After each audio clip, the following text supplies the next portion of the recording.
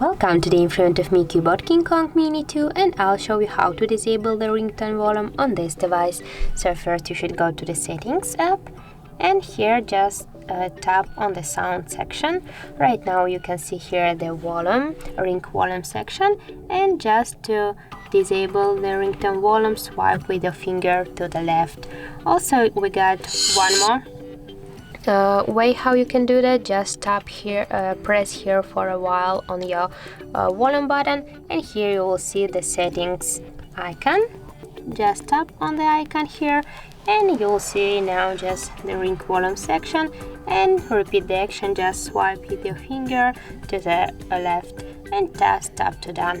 So that's it. If you found this video helpful, leave like, comment and subscribe our channel.